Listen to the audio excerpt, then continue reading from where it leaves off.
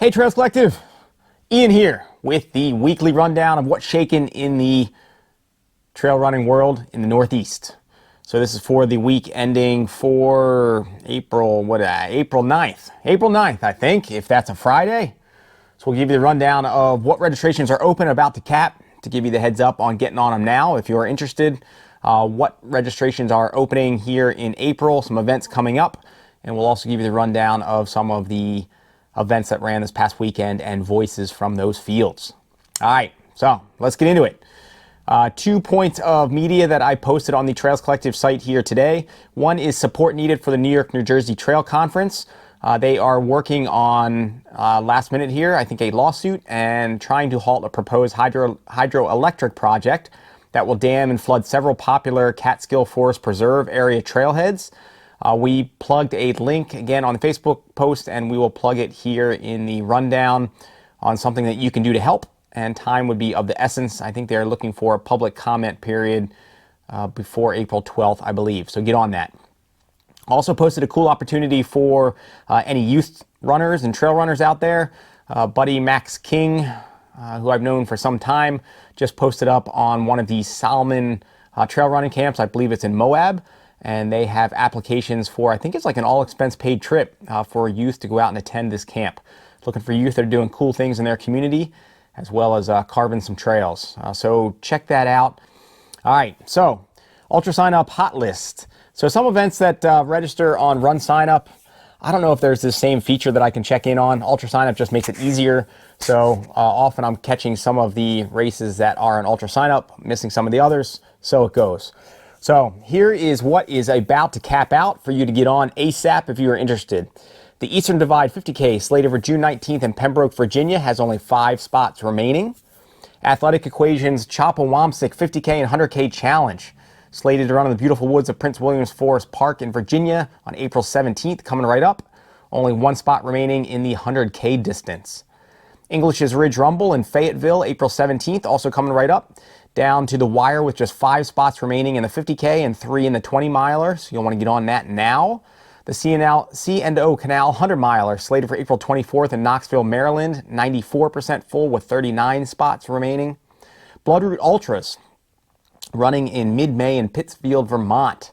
Distances ranging from 10 miles to a nice, short, cool 500 miles. Yeah, to the no, yeah, to the no, to the no, no, no.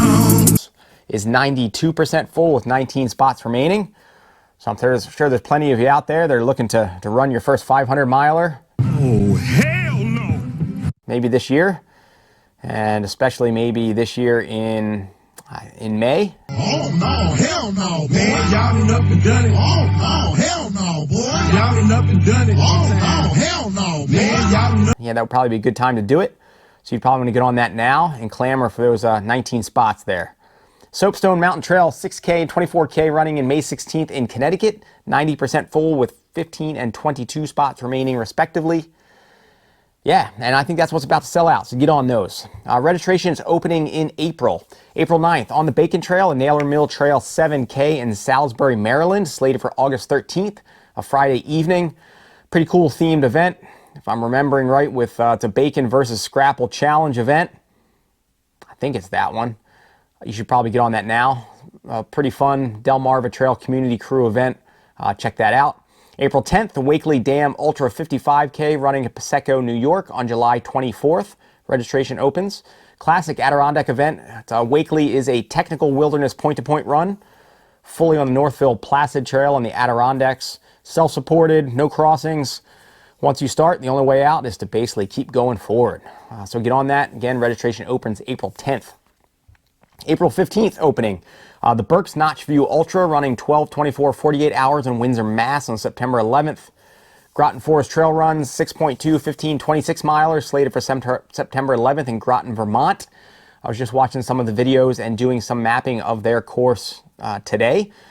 I think to insert into one of the most scenic trail races in Vermont. One of the many articles I'm working on right now that I'm hopefully going to release them in one kind of lump sum, hopefully in this next couple weeks. But I'm going to give a plug for Groton Forest Trail runs. The course looks beautiful, at least in one of the videos that I was watching. April 19th, Allegheny Front Trail Race. Allegheny Front's Hemlock half 14 mile and Seneca 50K are slated for August 7th. And again, registration opens on the 19th. And last one, opening on April 24th, Algonquin Ultras the Pemberton 24 hour, slated to run on September 24th. Format is to run a 5K on the hour every hour, running 1 or 24 5Ks. So check that out. On the FKT front, still early in the week, so there's probably some that'll come in midweek that I won't have in here, but got a few. In Connecticut, Sarah Ports Connor, one of the most frequent FKT flyers in Connecticut, 1 hour 41 minutes for the 16-kilometer Mattabesett Lone Pine Loop. She lowered the prior mark from 2020 by 20 minutes. Nice job, Sarah. In Massachusetts, Maia Madison, 9 hours 6 minutes for the women's unsupported double out and back over the Blue Hills Skyline Trail. The mark has a flag against it for a deviation from the set route. I think she needed to use, or the course needs to use, the north and south trails of that route, and I think she just used one of them. But regardless, it's a pretty great effort. In PA, in process right now, Pat Heine for the Mid State Trail FKT, looking to lower Eric Kosek's mark of 6 days, 6 hours from 2020. Mid State is a 327-mile beast, referred to as the wildest trail in PA. Crosses the Appalachian and Allegheny front, or from roughly Maryland to the New York borders. And it's literally been a perfect weather week and it looks like he's moving really well. At the moment, based on my rough, ignorant calculations, it looks like he's going to get in right around 6 days, so finishing Friday around 4 a.m., and that would be 6 hours under Eric's time. But we'll see what happens in the closing 60 hours or so. And in Virginia, Katie Kramer, 1 hour 27 minutes for an opening supported women's mark for the 4.8-mile Fortunes Cove Preserve Loop. Nice work, Katie. When I think of that, I feel like you should probably see a pirate ship mid-loop there. And it makes me want to go check out that pirate ship. All right, results and voices from results. What do we got? We have the Half-Wit Half Ran in Reading, PA, another Pretzel City and Ron Horn production. Taking the overall win in 1:37 was Matt Herzig from Philadelphia, with Stephanie Kirshner of Hamburg in 2:07 for the women. Now I was able to check in with Sergey, the original Jorts Chepchev, who will cue us into the Half-Wit. Hello everybody! After COVID-19 race this year, with all the races being cancelled, postponed or going virtual, it looks like kind of promising since we are slowly but surely getting back to the in-person races. Recently I did one organized by Ron Horn, and a runner and a famous RD that doesn't need any introduction. It was organized by Pretzel City Sport, known to everyone, I guess, who runs trails in PA. What I really like about PCS is they really treat you like a trail family. The events are fun and entertaining, with cool swag, and the RD knows all the jokes. Some of the jokes are kind of adult jokes, so I'm not gonna tell you them, and you can ask Ron when you meet him. Here's one of his favorites I found. A guy works into a bar in rural West Virginia. Being a local bar in a fairly remote location, he draws quite a few looks from the regulars. He sits down and orders a white wine. The bartender says, "You ain't from around here, are you?" The guy says, "No, I'm from Canada. I'm a taxidermist." The barkeep asks, "What incarnation is a taxidermist? You drive a taxi?" "No, I mount animals," the guy explains. The bartender grins and yells to his patrons, "It's okay, boys, he's one of us." Besides their own races, they also provide timing for other events. For example, Iron Master Challenge, a race I did in the past quite a few times. My other faves are Chili Chicks, Ugly Mother, Blood and Stone, Choba Challenge, Double Trouble, Dirty Bird, and of course legendary Half with Half, which I did this past Saturday.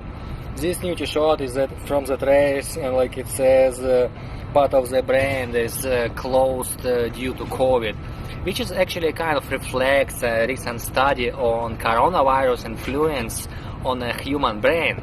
But I still do hope that COVID-19 was not the only reason that made people signing up for this race. I think I took it to a full width by jorting it. All right. A little bit about the course. So half it half hits all the good hills around the pagoda. A novelty building built atop the south of Mount Penn, overlooking Reading.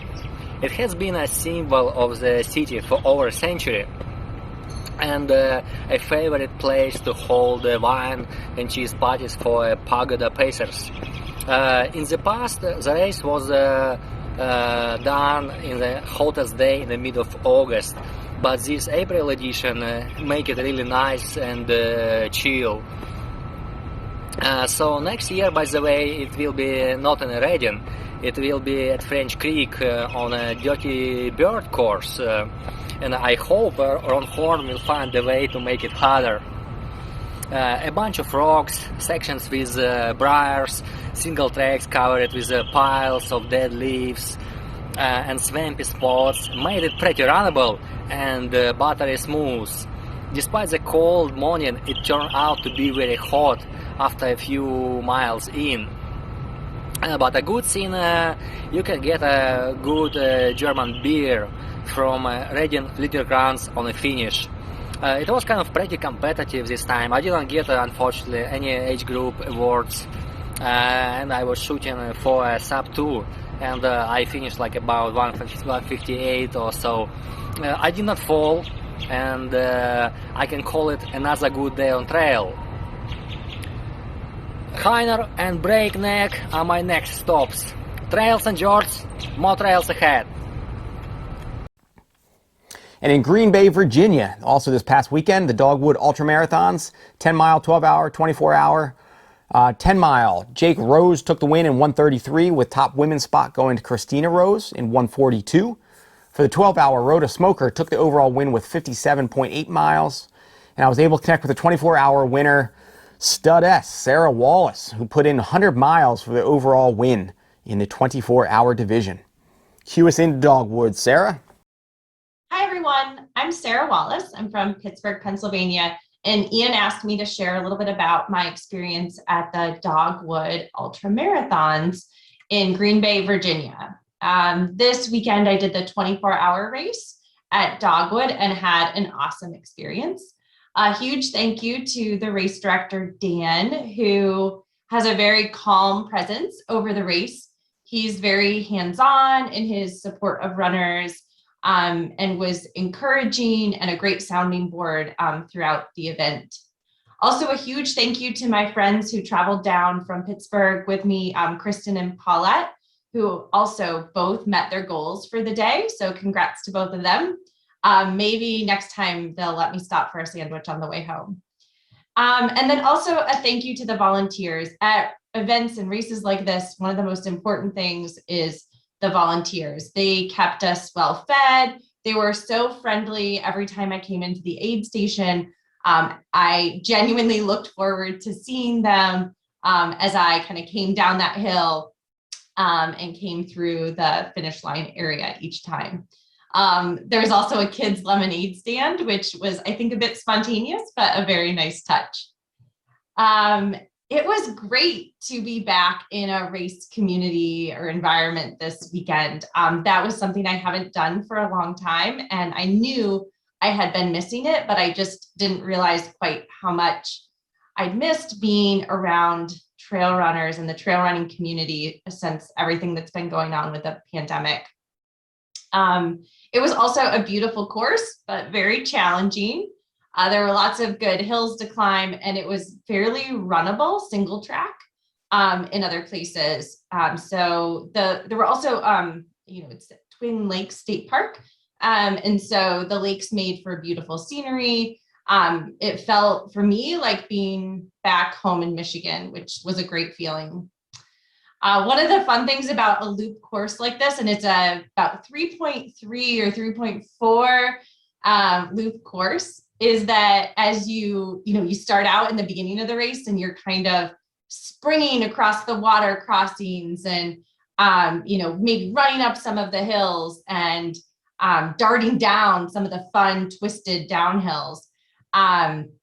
You get to kind of jump across. The volunteers had laid out these stones for us in the river crossings, and you could kind of jump from stone to stone and kind of spring across. And then later in the night, and of course, early into the next morning, you find that in those same areas where you were once kind of springing or leaping, you're kind of hobbling and just placing both feet on a stone, just trying to balance to keep yourself from falling into the little creeks. The weather was perfect. I did get a bit cold overnight, but for this time of year, I think we couldn't have asked for better weather. The night was tough. The nights are always challenging for me as a runner. And so it's the cold and the dark and the concentration and the fatigue, all the things that us ultra runners go through in the evenings. Personally, I'm used to usually having a pacer with me then. And although they were allowed at this event, I didn't have a pacer with me.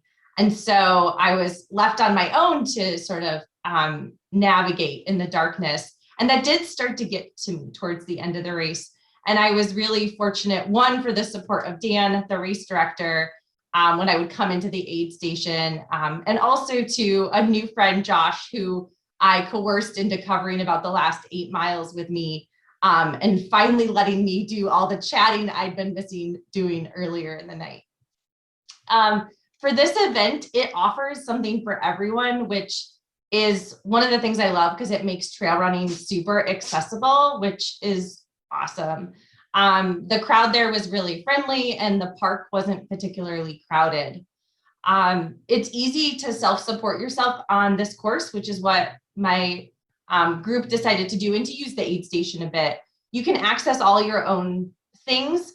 And so you can, kind of easily, without wandering too far off the course, get anything that you need from your bags and anything like that. The COVID precautions were in place and it felt incredibly safe, which was very reassuring. The awards that we got were beautiful. I had mine here to show, just because this is by a local artist, and I think that's so fantastic. And it's clear that Dan felt really proud about what he was able to procure for his runners. And then I think he also felt really proud when he got to hand me the 100-mile buckle for the first time since he started this race, I think 6 years ago.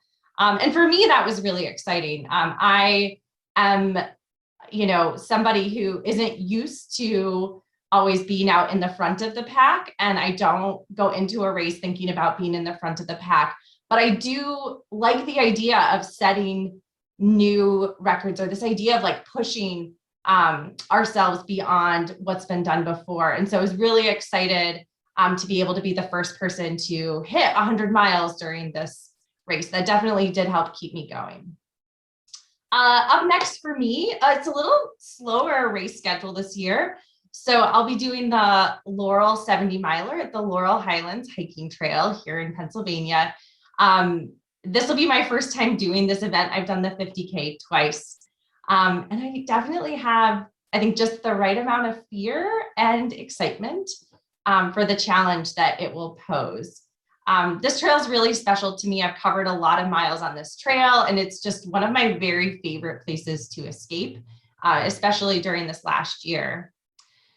The last time, this past fall, when I made it to the 70 miler mark, I actually turned around and ran back to the start. So this June, I think it will feel quite a relief to finish up there and to get to celebrate this effort with friends. So thanks so much. Talk to you soon. Bye. The Long Creek 60K ran in Virginia Beach, Virginia. Overall win went to Mike Kapananakis from Virginia Beach in 5:08, with Paige Mita of Norfolk taking the top women's spot in 6:36. I did reach out, but didn't get a message in time. And the last one of the results and voices, the inaugural Nut Challenge, Endurance Challenge, 5K, 20K, 50K ran in Kieseltown, Virginia. Dennis Carmody took the 5K win in 29:18 with Natasha Pence for the women in 36:03. For the 20K, Steve Gray on top in 151.14 with Elizabeth Lamb on his heels in 151.37. I was able to catch up with Steve Gray. I believe it was his first trail race. We might mention it here to attest to that divisional win. Steve, cue us in to the Nut Challenge. Hey, my name's Steve Gray. I'm from Stanton, Virginia, and I just wanted to take a little bit of time to tell y'all about a event that I did this past weekend. It was called the Nut Endurance Challenge. Mike Fox and Nell Fox put this event on. This would be their first event that they've done, and I would say this is one. I've been running for about 3 years and done many races, as you can see, and I would say this is one of the best events that I've done.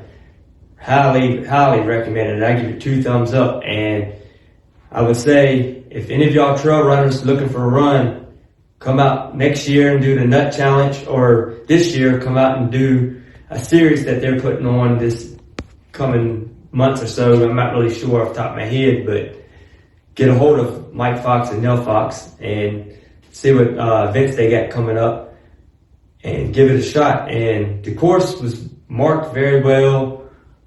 Didn't have to look around to see where to get, if you can get lost or anything. Really good marked. But the COVID, everybody was safe, everybody social distance.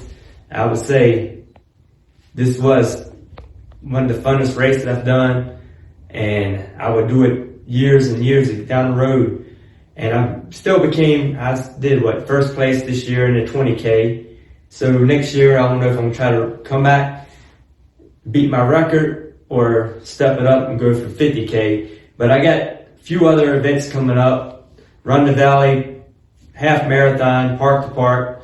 And in June, I got a 50K night train. And in November, I got an event coming up called the Crooked Road 24-hour race. Looking to go 100 plus miles at this event. And I started the Stanton Road Runners, as you see here. And we started about 2 years ago, and we up to about 450 members.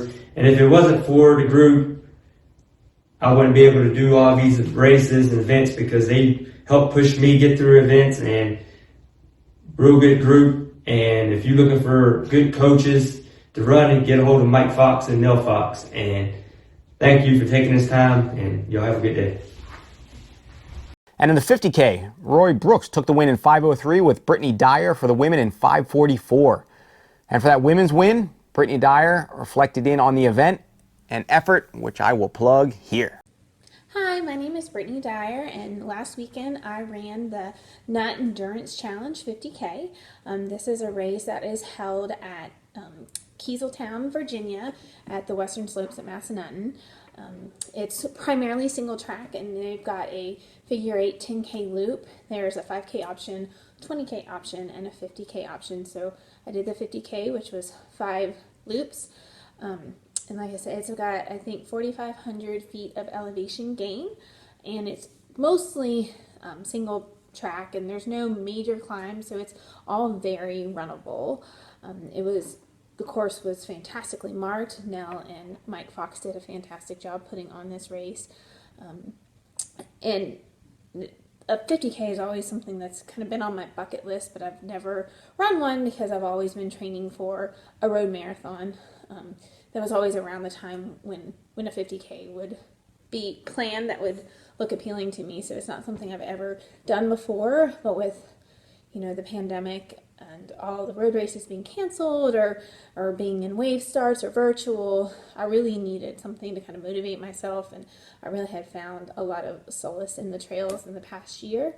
So I remember talking to Nell Fox about kind of what some options were, what she thought would be a good first 50K for me to try, and she told me they were bringing this race back, so they had it 2 other times in 2017, 2018.